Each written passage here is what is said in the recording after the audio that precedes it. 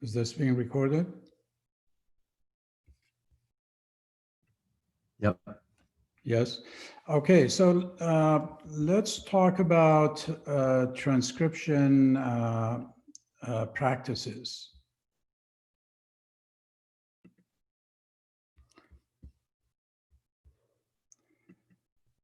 I wonder how many of you have done any transcription before. Definitely those who have done it may appreciate it in the long run, but when you do it, it is very tedious, mechanical, and it's a killer. It's very time consuming. So, but anyway, the reason we really are interested in transcribing, as you will find out, it is a great resource. It is an analytical tool. And in ethnography, one of the primary ways of entering the worlds of the informants is through their own words. We don't want to put words in their mouth, so to speak. So that is one of the primary functions. We are interested in transcribing, not for the sake of transcribing only. It is not just behaviors that we observe or how people basically communicate or talk. We can capture embodied practices, paralinguistic features, the kinds of words or language that they use by transcribing. Now, definitely any transcription, no matter how rich and thick it may be, is impoverished when it comes to the complexity and the richness of human speech, which occurs very naturally. With all this technology that we have at our disposal, it is very difficult to really capture the subtlety and the complexity, the nuances of human really interaction and conversations. But definitely how people talk and behave can only be partially captured by not only attempting to record their natural conversation exchanges and their discourses in natural settings, but also by transcribing them. There are three methods of transcription: vertical, horizontal, and partiture. Duranty has an interesting saying, quotation, if you will, about the usefulness of transcription despite all its limitations. It is a form of transcription of social action whereby some of the characteristics of an action in real time and space are fixed into a record that will outlast the fleeting moment of real life experience. So that's where the benefit really lies. If you're wondering which ones you should use, for the purpose of this class, we use vertical transcription. Horizontal is more appropriate for child-adult exchanges and communication. And partiture, according to Edwards' classification, is used. I haven't seen it to be very popular. I would say in this particular field, vertical is the preferred mode of transcription. So I want someone to be A and someone to be B. Instead of using the letters of the alphabet, which is quite common, you could use fictitious names. Keep in mind, you use fictitious names, not the real names of the participants. So who wants to be A? And who wants to be B? Deborah, you are A. And Jacob, can you hear me? Yes. You are B. So go ahead, Debbie. Did you get back? Yes, or rather 2 hours ago. It was a great film. Absolutely. Intolerably, unforgivably catastrophically wrong. I thought basically you knew what these mean. Brackets mean what? Overlap. So as Deborah is about to say back, Jacob, you're going to say yes. That's an overlap. Oh, Let's okay. do it again. Did you get back? Yes, or rather 2 hours ago. It was a great film. No, that was not quite an overlap. Once more. Did you get Yes. back? Or rather 2 hours ago. It was a great film. Okay. I'm glad you're not auditioning. This is for Hollywood. priceless. Yeah. So anyway, that kind of basically overlap definitely is significant. Well How recognized. Exactly. If it is an interruption or if it is cooperation, so on and so forth. This is what actually I was looking for. I don't know what the order of the slides is like. Could someone read this? By record? I'll do it. Mm-hmm. In living speech, the instance of discourse has the character of a fleeting event. The event appears and disappears. That is why there is a problem of fixation of inscription. What we want to fix is what disappears. Exactly. But if you recall, Durante says that definitely it is worth it to transcribe because we would be able to capture some features of that particular moment of interaction.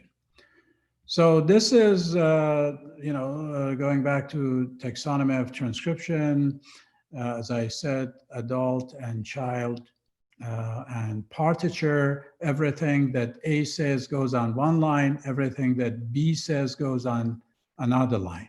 Whereas in vertical, it's really A, B, C, D, depending on how many participants are involved. How much you would put in one line really depends on the speaker. We could use William Chaffe's intonational units. Wherever basically there is a pause, that would be one line. Now it could be basically a vocalization, it could be a word, or it could be a very, long sentence at one breath.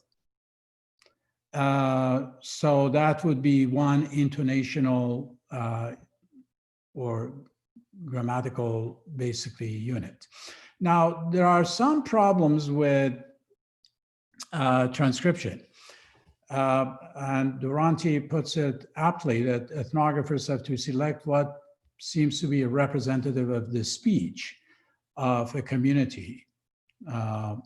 And that decision is shaped by the research question, by the ethnographer's bias. And this is a selection problem. Why? Because if you focus on a certain aspect, it means you're doing a non-basically representation. And if you limit the totality of the speech event, or whatever the case may be, to that particular example, that is a simplification problem. So these are the two problems that Durante identifies. One is reductionism, non-representation, and the other one is simplification. However, we have to really cope with or make a compromise because it is very difficult to capture the entirety of a speech event if you are zeroing in on a certain aspect. So Oakes basically argues that transcription is important analytically, and it is also a theory in itself. Now, some of you have taken linguistic classes and you are familiar with IPA, International Phonetic Alphabet. Some of you are not familiar with that. Definitely you have found out, if you are familiar with IPA, you can write any language in the world accurately in IPA. So it offers accuracy and accessibility, but it has limited application among non-linguists. So standard orthography or spelling offers descriptive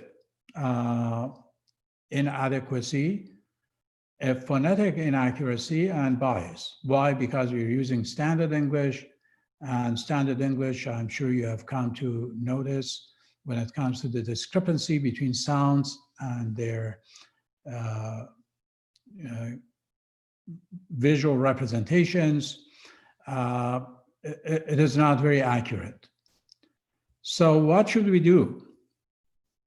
I know some of you are not into linguistics, and even if you are into linguistics, you don't really have to apply International Phonetic Alphabet. So to avoid the problem of readability, most anthropologists use a combination of standard spelling, despite the problems that it has, with a synthesis of stylistic features of the speech that is transcribed. So let's just look at a couple of examples. Now, these numbers indicate basically pauses. Could someone read this?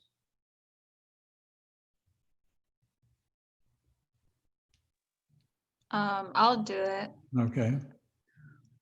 So you said where the brackets are, you would like me to pause, correct? Yeah, you don't have to pause as long, just make it. Okay, sounds good. I'll go ahead and start. Mm-hmm. Okay, the movie seemed very sound oriented, even though there weren't. Mm-hmm. There was dialogue, and the first thing I noticed was Mm-hmm. the sound of the man picking pears. Right, so thank you. Yeah, you did a great job. So we could see the truncation and also the pauses, so on and so forth. It is really approximately, we have an idea of how these words spoken. Now, this is by William Labov. I want someone to be Larry and someone to be the interviewer. The interviewer really doesn't say much. It says why. So who wants to be Larry? I'll be Larry. Go I'll ahead. do it. And You who know, wants to like be some the people say, interviewer? if you're good and shit. Let's find out the interviewer. I'll be interviewer. Okay, go ahead. Sorry.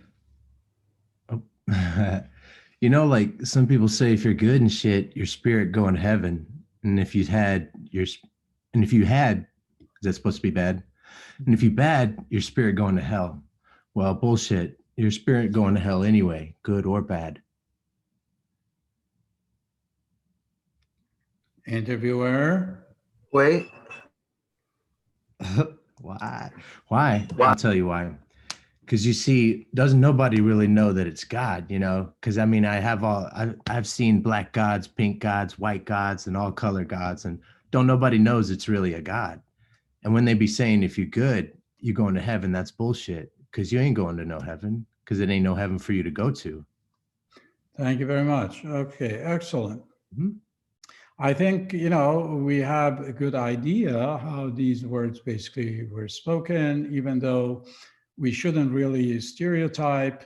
Definitely, we could even make some guesses based on the type of language that is used, the language variety, even associated with, you know, an ethnic group. Doesn't mean that, for instance, African American English is just spoken by African Americans, but we may basically draw such a conclusion. But definitely it is the features of that particular language variety that you see here. And this is what is meant by the synthesis of everyday spelling.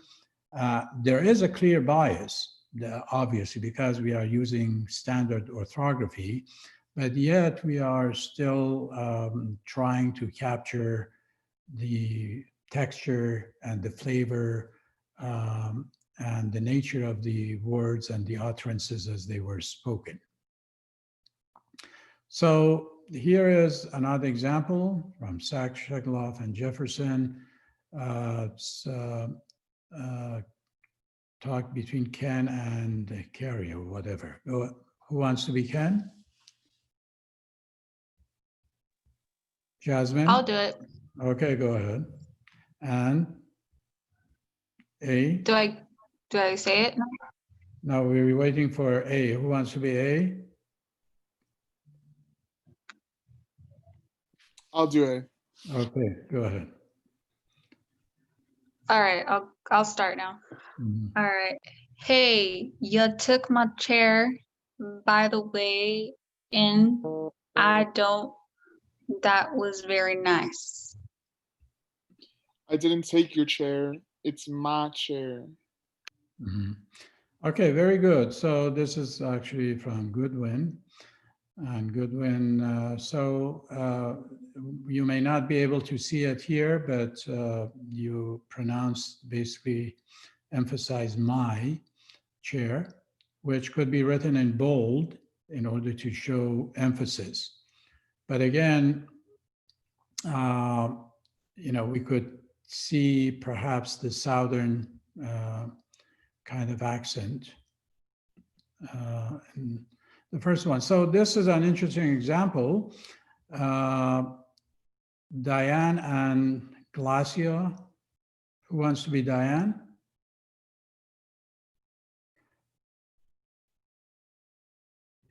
I'll do it.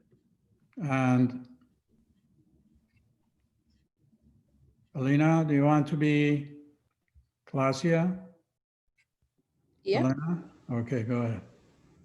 All right. Jeff made an asparagus pie. It was so good. Mhm. I love it. Okay, so could you do this again? This time, I'm moving I love it, and I'm going to put it under was. Do you see what I'm doing? So move this to the left and put it here. Are those spaces to denote a pause from previous? No, those you did it well. It's elongation. So good. Now, if you have, for Oh, instance, not the colons. I mean, like you're saying that yeah, Glacia's.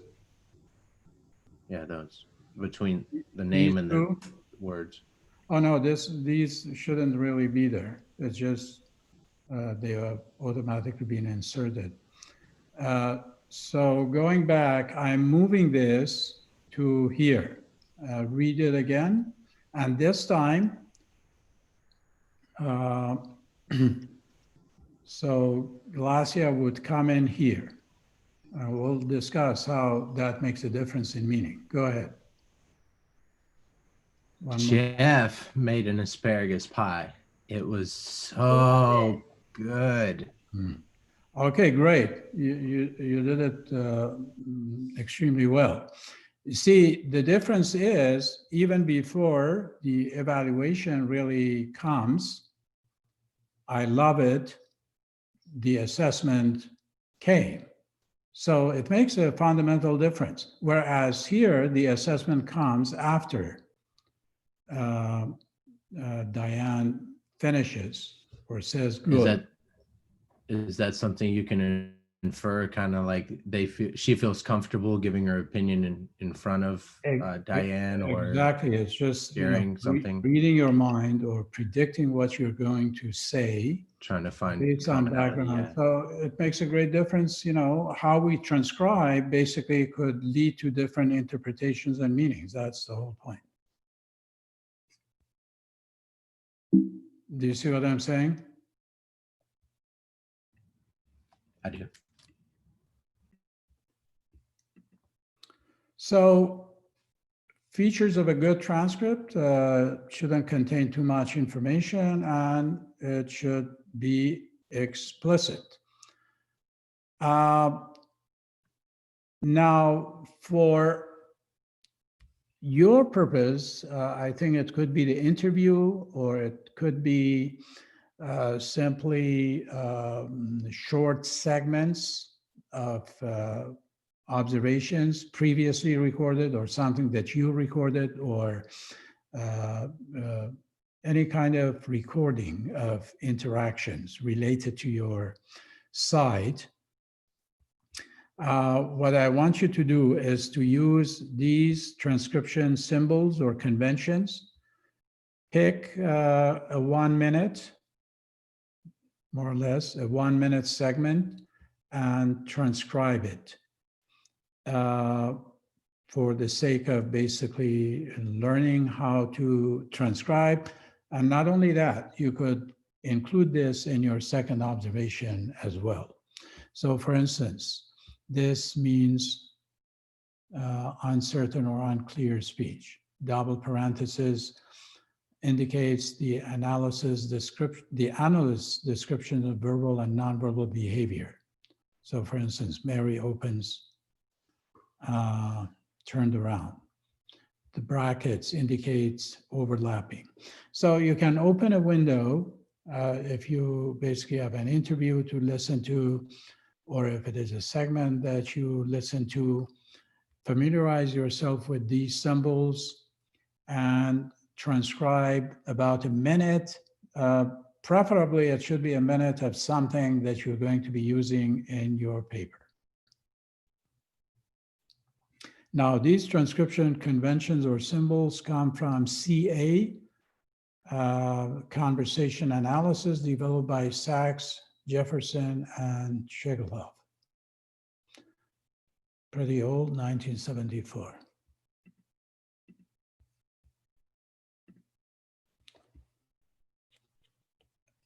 Any questions?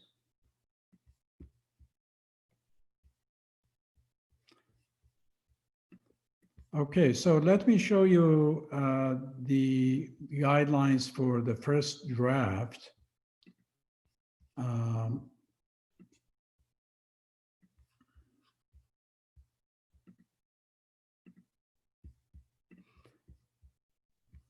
me share my screen.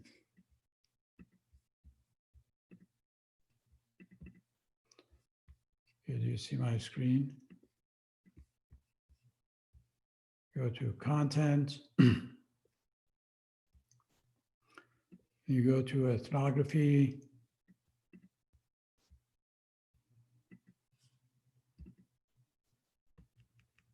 Should be towards the end.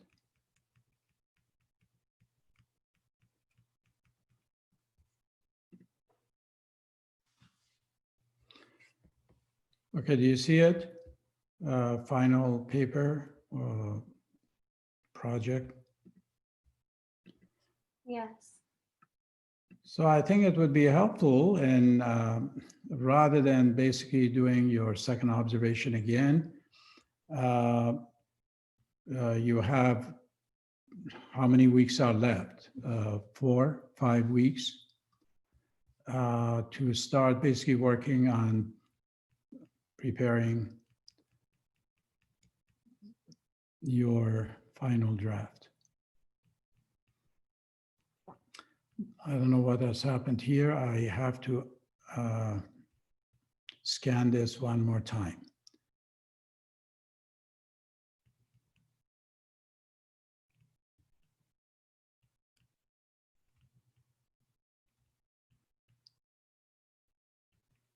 So this comes from the packet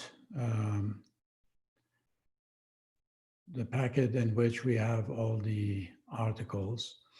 I didn't realize the ending was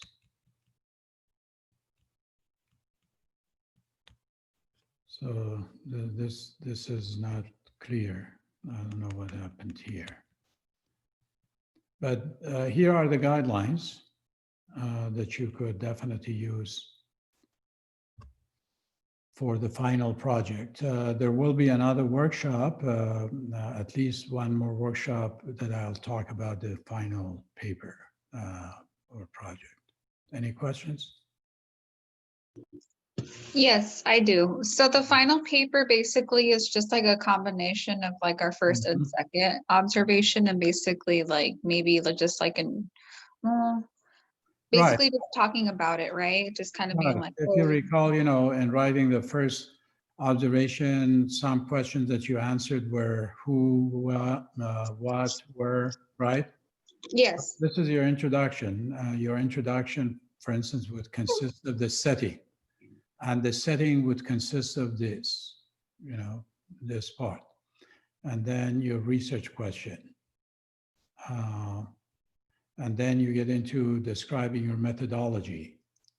You will describe your observation, when, for how long, how many times, how much data you collected, where, include details of where you sat. And now, of course, during the pandemic, it is different. In your case, yeah, it's still a physical space, but it is not the same space.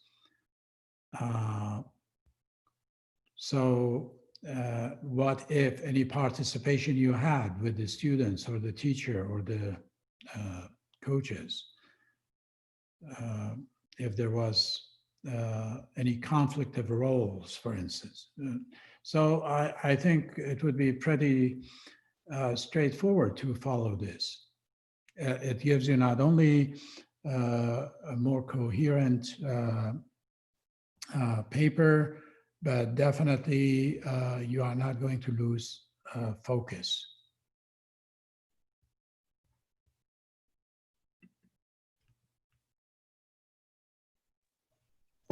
okay, thank you. You're welcome. I have a question, Professor. Will there be a sample of the final draft of a paper posted on? Yeah, if you look here, you should be able to find samples. Yeah, because I've seen the samples for the second and the first one, and I feel like those are But really not helpful, for, but not for the last like submission. okay. I could basically upload a couple of sample papers. No problem, yeah. Thank you. That'd be great. Mhm.